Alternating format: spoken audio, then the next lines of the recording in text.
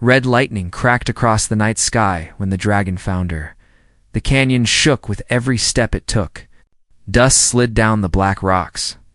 Far behind the hills, the human colony glowed like a tiny ring of light.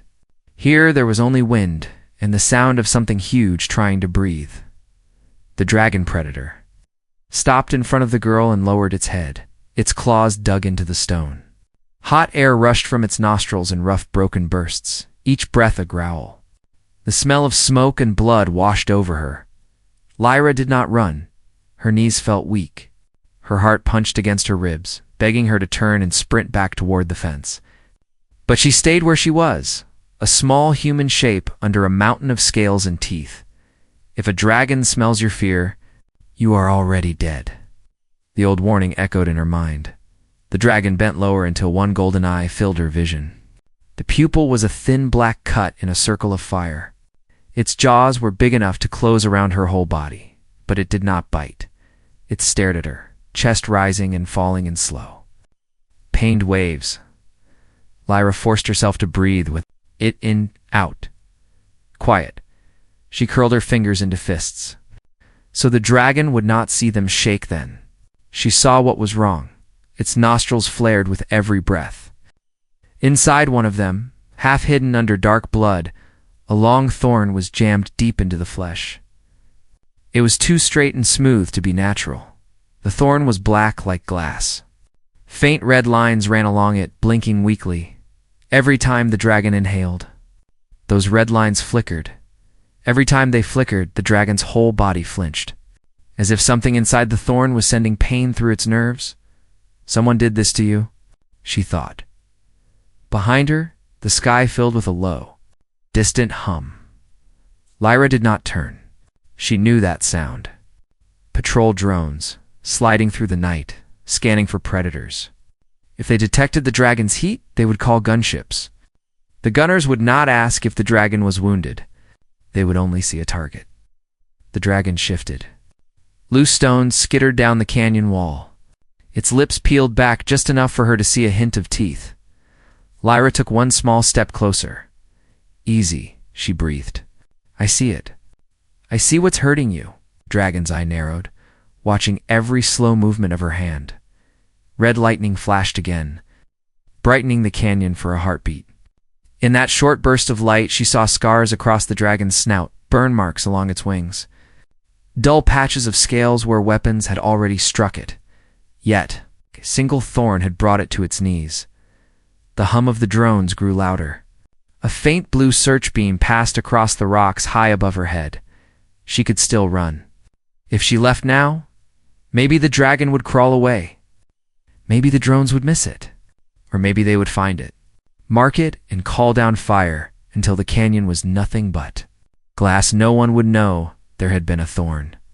No one would know that. Something human-made was buried in its flesh.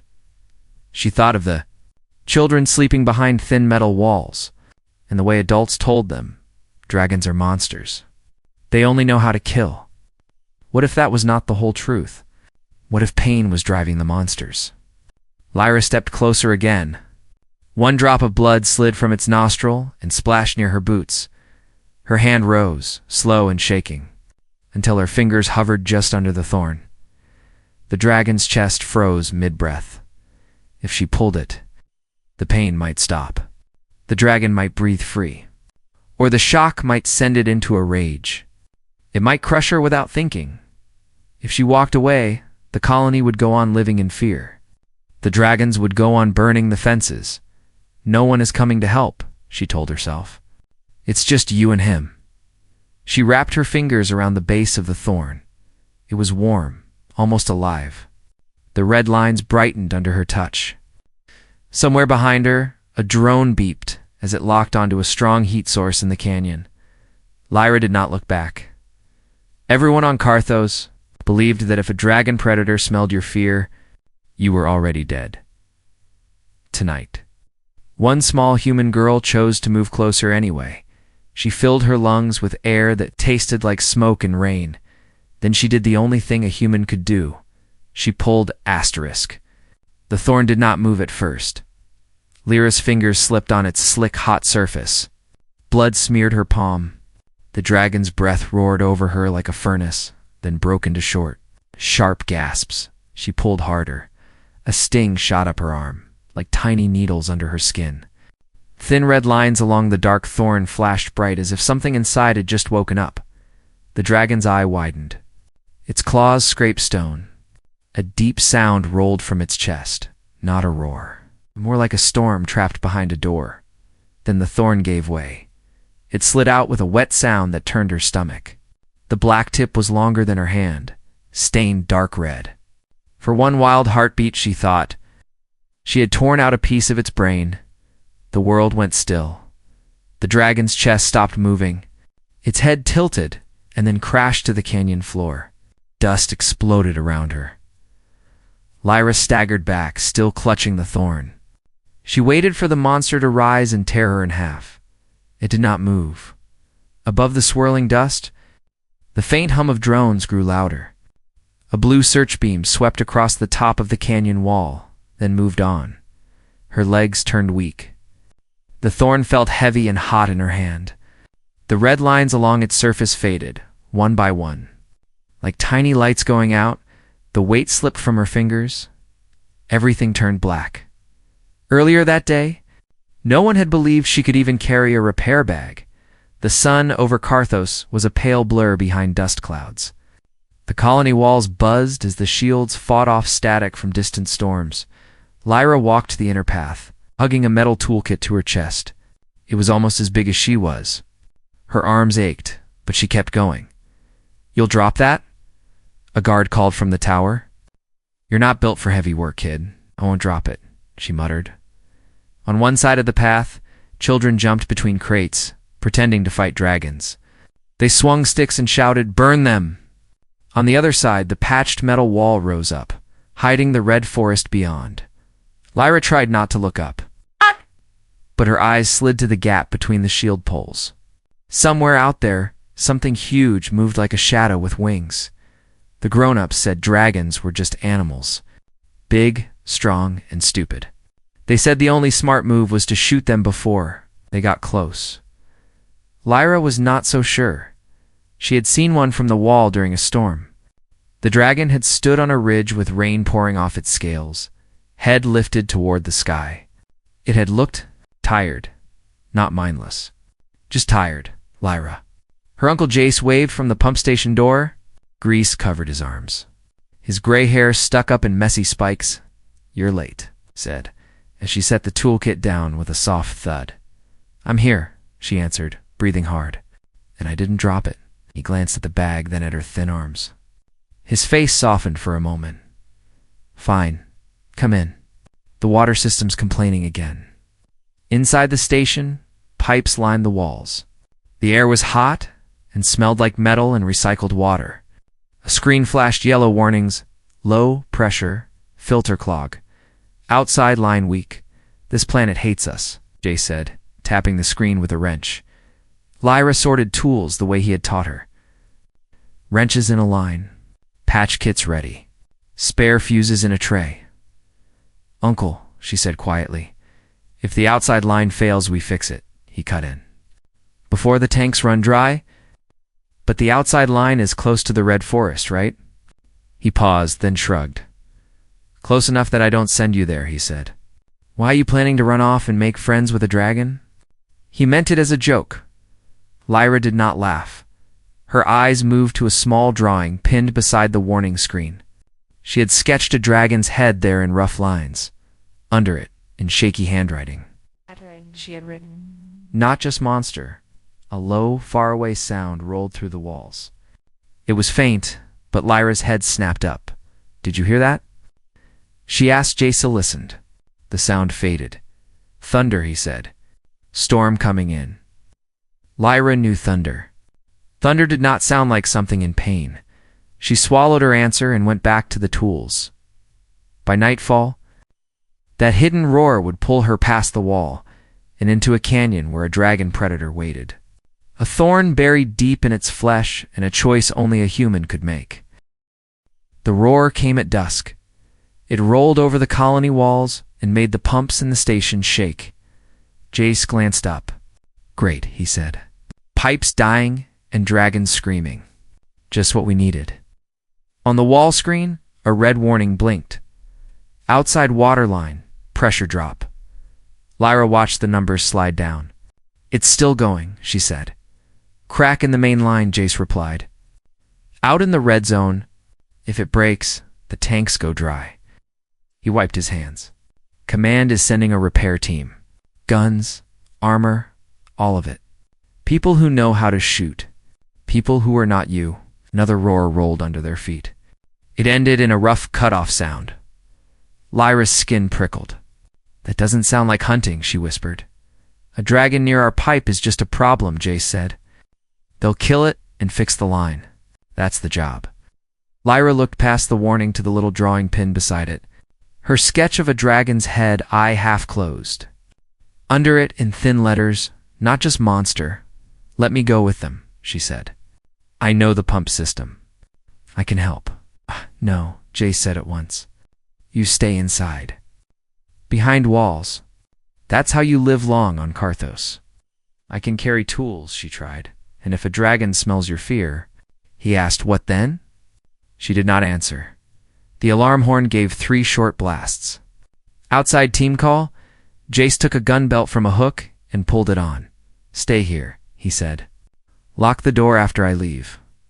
If you hear that thing again, ignore it. Understand? Lyra nodded, though her chest hurt. He left. The door slid shut behind him with a soft hiss. The pumps hummed. The red warning blinked on and off. Her drawing watched her from the wall. The roar came again, closer now. Rough and broken. It sounded less like a threat and more like someone trying to breathe through glass. If they find it hurt, they'll kill it, she thought. They won't ask why it's screaming. Her eyes went to a small pack hanging on a hook. Old, patched. Inside were simple things. A flashlight, tape, a patch kit. An empty flask. No one is coming to help it. The quiet voice in her mind said. Lyra crossed the room. She took the pack down. Checked the flashlight and filled the flask at the tap. Her hands shook, but she kept moving. At the door she paused. Jace's words echoed. Lock it. Stay. Pretend the roar is just weather. Lyra opened the door instead. The corridor outside was almost empty. Far-off engines rumbled near the main gate. Lyra turned the other way, at the far side of the colony. Behind piles of scrap and broken shield plates lay an old maintenance hatch. She had found it years ago while hiding from other kids. She shoved the scrap aside and found the loose panel. It lifted with a scrape, showing a narrow tunnel under the wall. Cold air flowed out, smelling of dust and wild plants. She switched on the flashlight and crawled in. The tunnel was rough and tight. The hum of the colony shields faded behind her. Only her breathing and the crunch of boots on dirt remained. At the end, a rusty hatch blocked her way. Lyra pushed with her shoulder. It groaned, then swung open. The outside of Karthos waited. Red-leafed trees grew from dark ground. Faintly glowing plants ringed their roots. The sky was deep violet, cut by thin lines of far-off red lightning.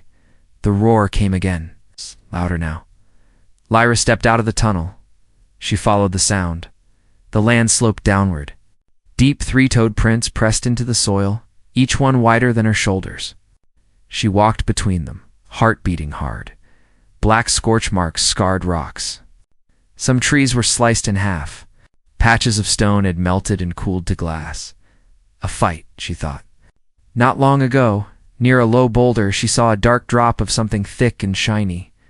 It clung to the rock like oil. She brushed it with one fingertip. It was sticky and almost warm. Dragon blood. More drops led away, making a broken path across the ground. They pointed toward a narrow cut in the land where shadows pooled. A canyon. Lyra stopped at the edge. From the darkness came slow, rough breathing. Each inhale scraped the air. Everyone else is moving away from this, she thought. She pulled her pack straps tight. Then the smallest. Human on Karthos stepped where no one else dared to go. She walked into the canyon. Asterisk. Lyra woke to cold stone under her cheek. For a moment, she did not know where she was. Her ears rang. Dust stuck to her lips. Then the smell hit her. Smoke. Warm air. A sharp scent like hot metal and blood. The canyon, memory rushed back. The dragon's huge head. The black thorn in its nostril. Her fingers closing around it. The world shaking when she pulled. She jerked upright. The dragon predator lay only a few steps away. Its body filled the floor. Wings folded tight. Scales dull. Its head rested close to her boots. Teeth bare. Lyra's breath caught. She grabbed at her chest, half expecting to find a hole there. There was nothing. No blood. Only a wild heartbeat. The dragon was not moving. "Did I kill you?" She whispered. Its chest rose, slow, deep, smooth, not the short broken gasps from before.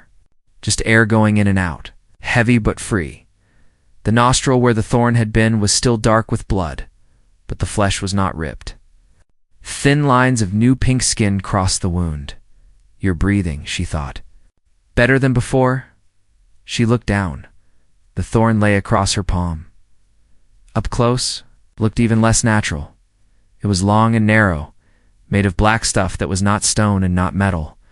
Tiny circles were cut around the base, like marks on a machine part. Faint red veins ran along the sides. Most were dark now. One or two still glowed like small coals. "Someone made you," Lyra said softly to the thorn. "And someone shoved you into him." People in the colony always said dragons attacked for no reason. They said the monsters hated human lights. What if that was not true? What if someone was hurting them on purpose? A low sound rolled through the canyon. Lyra froze. The dragon's eye opened. Gold filled her vision.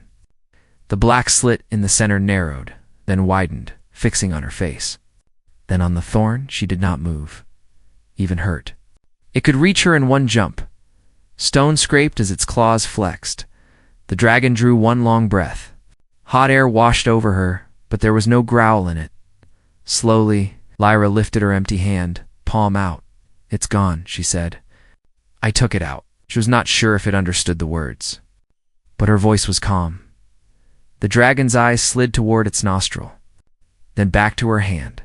For a heartbeat, she thought she saw. More than hunger there. Confusion. A question.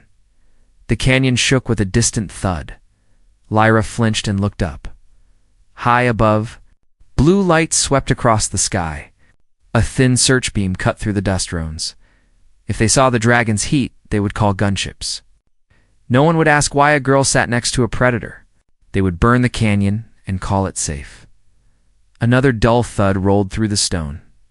The dragon shifted, trying to rise. Its legs trembled. Its claws dug deep into rock, leaving pale scratches. It pushed itself up until it stood over her. House. Wings half spread for balance. It swayed, but did not fall. A low hiss slipped from its throat. Not at her. At the sky, Lyra forced herself to stand too. "If they find you, they'll kill you," she said. The scars along its neck and chest said it already knew. The search beam slid closer to the canyon rim. Lyra stared at the thorn again. "Is this how they tracked you?" she asked. "Did they follow this thing inside you?" One faint red line flickered. She stepped to the canyon wall and pressed the thorn flat against the stone, as if the rock could hide it. The drone hum grew louder. Now she could hear broken words in the static. Carried down by echoes? Strong heat. Deep cut. Could be a nest. Prepare strike. Strike. Lyra's mouth went dry. She turned back to the dragon. It took one step closer. The ground shook. Dust slid from the walls. Its shadow fell over her, broad and dark. But the dragon stopped with its head above her and its body between her and the open sky. Between her and the drones. Lyra stared up at its ruined wings. And the fresh pink skin on its snout? "You're shielding me," she breathed. The blue search beam brushed over the canyon rim and moved on. Not yet, she thought. They haven't seen us yet. The thorn pulsed once in her hand, a tiny bead of red light. The next time that beam came back, someone above would make a choice, and so would she. Lyra did not know how long she and the dragon stood there. Dust hung in the air. Blue searchlights slid over the canyon rim. Above them, machines scanned and judged. The dragon's body blocked most of the sky. Lyra could see only a strip of stars and the faint curve of the colony shield. The thorn was warm in her hand. It pulsed once. Twice, each beat matched her heart. Are they listening through this? She whispered. The dragon tilted its head, as if it felt the same invisible pull. The drones came back. Their hum grew sharper. This time the search beam did not slide past the canyon. It turned and crept back over the rim. Blue light spilled down the rock. It washed over the dragon's shoulders, over Lyra's hair, then stopped on the black shape in her hand. Red veins along the thorn flared bright. High above, a drone beeped in a new tone. Target locked, a distant voice crackled. Massive thermal signature. Designate primary threat. Lyra's mouth went dry. She cupped her hands around her mouth.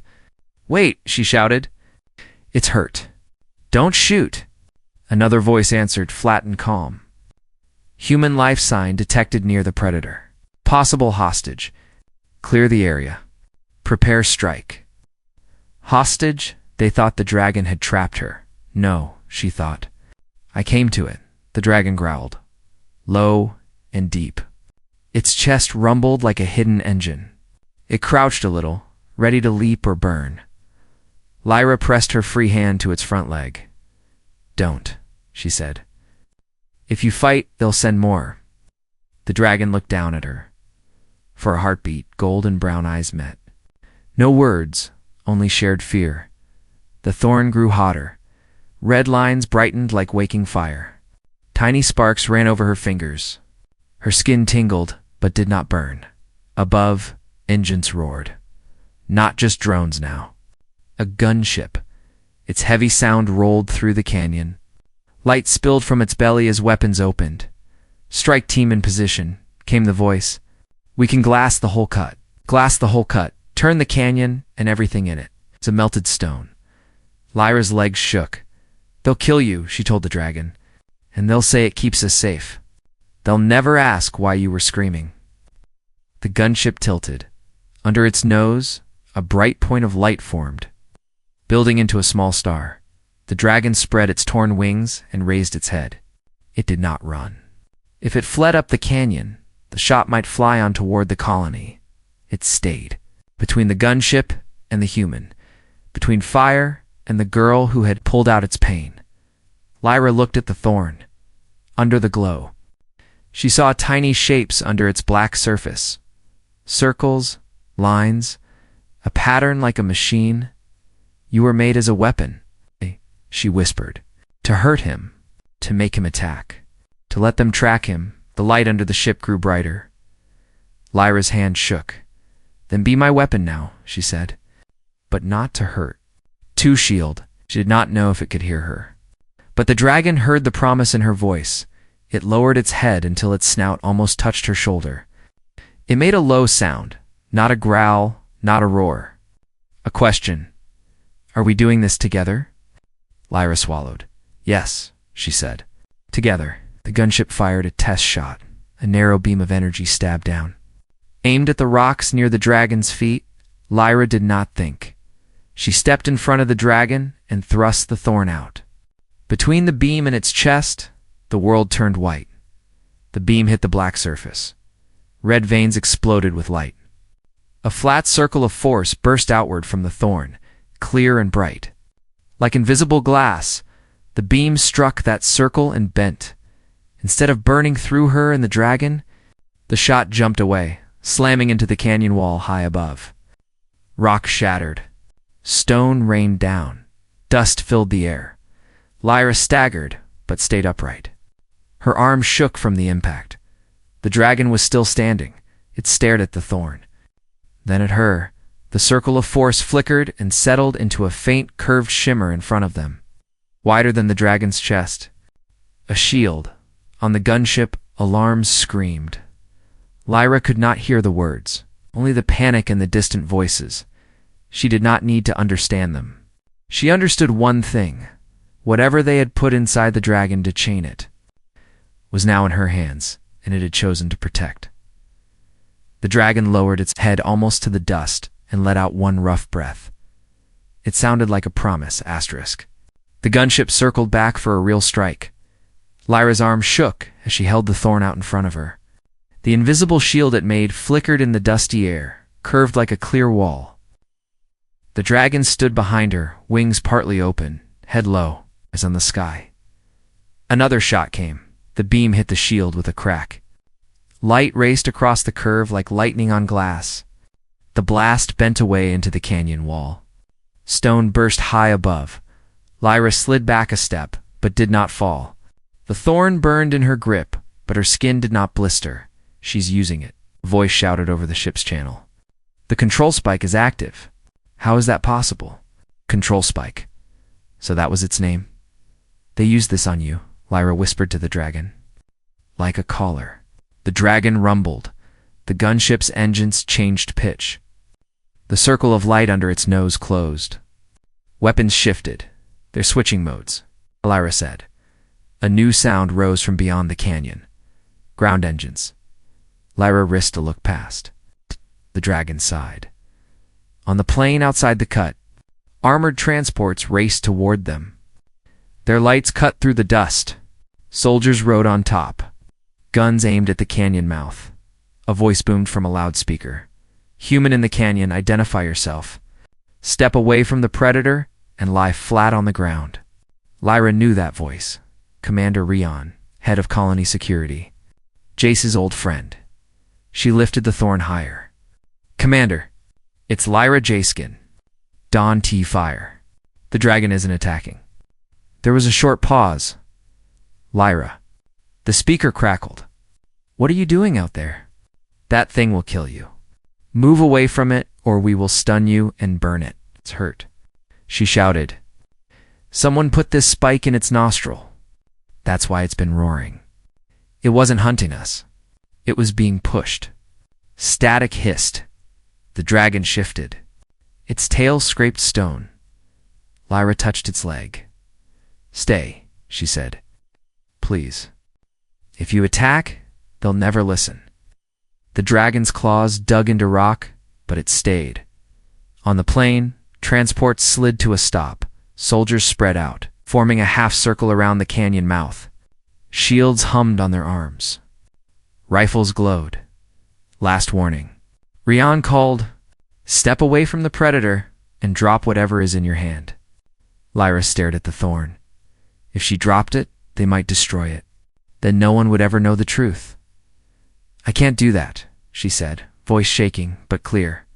This spike blocked your shot. It has human command codes in it. It's proof someone is controlling these creatures. Quiet, then Rion said. Softer, Lyra. We do not control dragons. Maybe you don't, she answered. But someone does. This isn't natural. It's a machine. It was inside his head. The dragon gave a low growl at the word inside. Another voice cut in over the channel. Colder, smooth. Stand down, Commander. We'll handle the asset recovery. Asset. Lyra's stomach turned. A sleek black craft was dropping behind the gunship now. Smaller, sharp, with no colony mark. Only a symbol on its side, 3 joined. Circles she had seen that mark on trade crates. The company. The craft hovered above the soldiers like a dark eye. Human girl, the new voice said. You have done something unexpected. The spike responded to you. That makes you useful. Step forward alone with the device raised, and we will ensure you are not harmed. Behind her, the dragon lowered its head until its snout hung over her shoulder. Lyra did not move. I'm not bringing this to you, she called. You'll put it back in him. Or into another one. I heard him scream. You are a child, the agent said. You do not understand. Those creatures are weapons. If we do not control them, someone else will. Your people live because of what we do here. Lyra's fingers tightened around the thorn. My people live because we help each other, she said. Not because we shove pain into someone's head and call it safety. On the slope above, one of the colony soldiers shifted. His rifle moved a little. Lyra saw his face for a second. Young, scared. He looked at the dragon, then at the girl standing in front of it. He did not shoot, but someone else did. A shot rang out from the far edge of the half-circle. A white bolt streaked toward the canyon floor, straight at Lyra's chest. The dragon roared and lunged. Lyra thrust the thorn up again. Hoping the shield would form in time, the blast reached her before she could see. Whether it did, everything turned to light. The light hit her like a hammer of air. It shoved Lyra backward. Her boots slid through dust, but her hand did not let go of the spike. The shield flashed into place a breath before the bolt touched her chest and bent the blast aside. Rock cracked behind her. The dragon lowered its head and pulled one torn wing closer around her like a broken wall. When the glow faded, Lyra was still standing. Her knees shook. Her arm burned like fire, but she was alive. On the slope outside, someone shouted, "Cease fire." Who fired that shot? Voices crashed together. Orders snapped back and forth. A few soldiers moved their rifles away from the canyon, not sure whether to aim at the dragon or at the girl who had just blocked a gunship beam. The Black Company craft hung over them. Silent and watching, the spike in Lyra's hand grew hotter.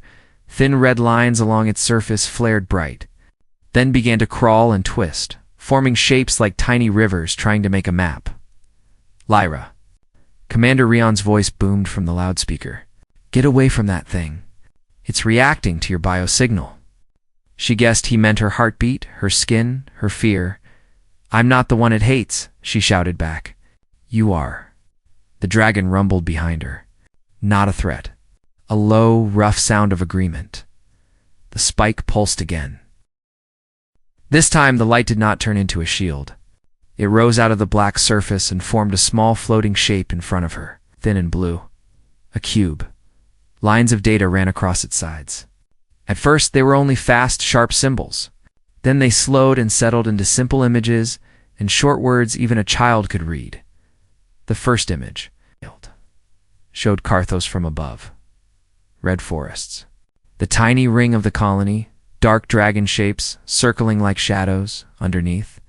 Clear text appeared. Asset class, bioweapon, target, predator species dragon. Lyra's mouth went dry. The cube shifted.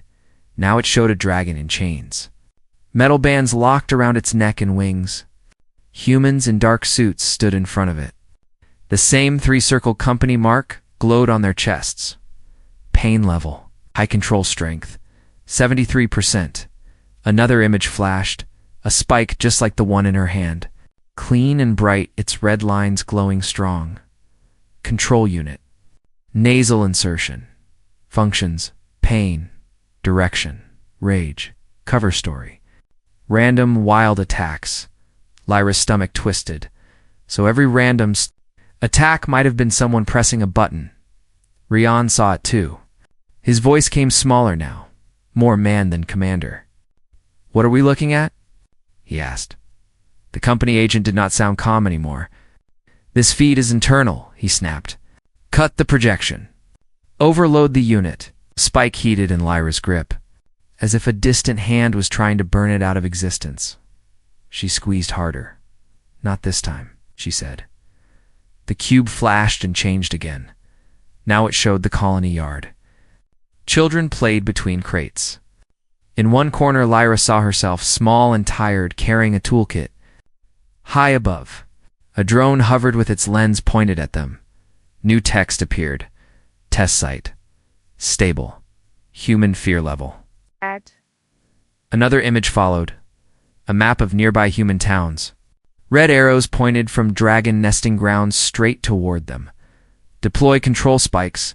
Toward rival colonies first. Keep local threat to protect security funding. They used you. Lyra whispered to the dragon. And us. The dragon's head swung toward the glowing cube. Its lips pulled back from its teeth. A low growl rolled out of its chest, deep and cold. On the plain, some soldiers lowered their guns. One muttered to the man beside him, "We're the ones who made the monsters." The company craft dropped a little lower. "Engines humming louder, Commander," the agent said. Voice sharp as glass. "This data is stolen and highly classified. You will order your people to fire on the girl and the predator now. Any who refuse will be marked as traitors." Rian did not answer at once. Lyra stepped forward until her toes touched the place where canyon shadow ended and open sky began. Dust swirled around her boots. "If you kill us," she shouted, "you'll kill your proof. You'll never show anyone what they did here. They'll wipe the files and start again on some other world." The spike's light shifted again. New words formed on the cube. Remote link. Active. Source.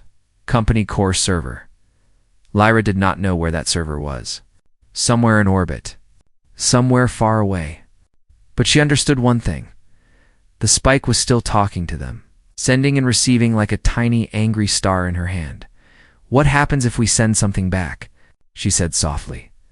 The dragon bent its head closer. Golden eye fixed on her in the cube. Lyra held the spike up toward the floating light. "Okay," she told the device. "You want a signal? Take this." She thought of every roar from the forest, every burned fence.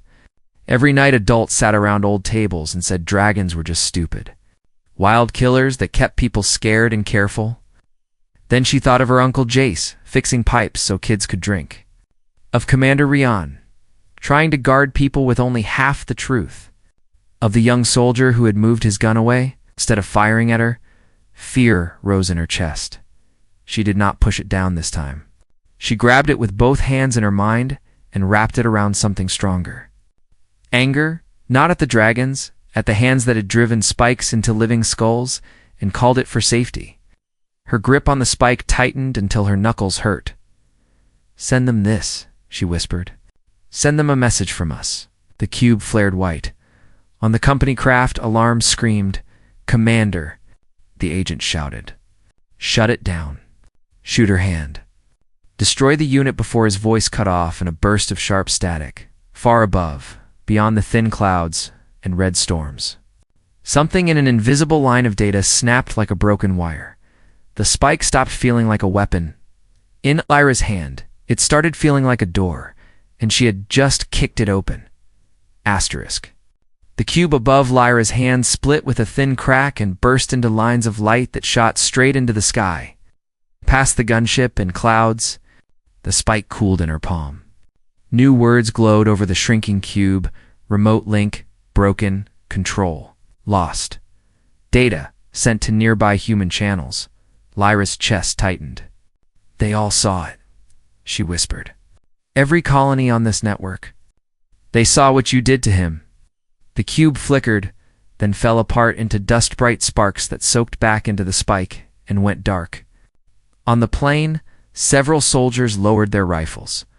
A few took off their helmets and simply stared, pale in the ship lights, replaying images of dragons in chains and spikes driven into living flesh. Above them, the black company craft wobbled. A side panel blew out in a spray of sparks and smoke. The agent's voice snapped from the speakers, edged with panic. "Site compromised. All ground units, fire at will on the predator and destroy the control spike. Nothing leaves that canyon alive." Commander Rian didn't move. He looked at the girl on the rock and the dragon guarding her and remembered the words on the cube bio. Weapon, control strength, cover story. He cut his speaker and shouted with his own voice. "No one fires on that canyon." One company trooper swung his gun toward him. "They'll call you a traitor." "Then they already have," Rian said. Around him, colony soldiers slowly turned their rifles away from the canyon. A few angling them toward the damaged craft instead. Down in the canyon, Lyra's legs finally gave out. She dropped to one knee, still gripping the spike. The dragon stepped closer until its shadow covered her again, then lowered its huge head until its snout touched the stone beside her boots. It bowed. The smallest human on Karthos and its greatest predator knelt on the same rock under the same thin sky. No commands in their ears except their own choice. The crippled company ship limped after the gunship and vanished into the clouds. No one fired after it. That fight would continue on distant channels now that the data was loose. Lyra let out a shaking breath. The invisible shield faded. Cool night air rushed in. "You could leave," she told the dragon softly. "They can't track you anymore. You don't owe me anything." It blinked once, then turned its head toward the faint blue dome of the colony. Instead of walking into the red forest, it took one careful step toward human light. Hours later, after soldiers returned with rifles down, after Jace hugged Lyra and scolded her in the same breath, after the first angry calls from other colonies arrived asking for copies of the files, the humans of Karthos did something new. They opened the outer gate and did not fire. The dragon waited on a low ridge, shadow clear of the wall. Lyra stood between metal and beast, the spike now a dull band around her forearm like a small shield. When she raised her arm, the dragon walked forward and lowered its head to the level of the open gate. Children crowded the wall, wide-eyed. No one pretended to shoot. Rion stood above them. "If anyone fires without my order," he said, "they answer to every family here." Jace shook his head beside Lyra. "I told you to stay inside," he muttered. "She did," Rion replied. "She stayed inside her fear long enough to walk past it. That's more than most of us did." Lyra reached out and touched the side of the dragon's face, just below the healed nostril. Its skin was warm and rough. From that day on, Peep still told stories of dragons on Karthos, how their fire could melt stone, how their wings could darken the sky. But they also told a new story. They told how a human girl pulled a thorn from a predator's flesh, and the weapon made to chain a mind became her shield instead. A shield that bent beams of light, and a shield of truth that no one could bury again. Once the other spikes were found and broken, and the data spread across every listening channel, no one could say, "We didn't know." They could only decide what kind of people they wanted to be now that they did. On quiet nights, the dragon rested like a dark hill under the red stars. Sometimes it looked up at the sky where company ships once passed and blew a small cloud of smoke as if daring them to try again. Lyra would touch the band on her arm and smile.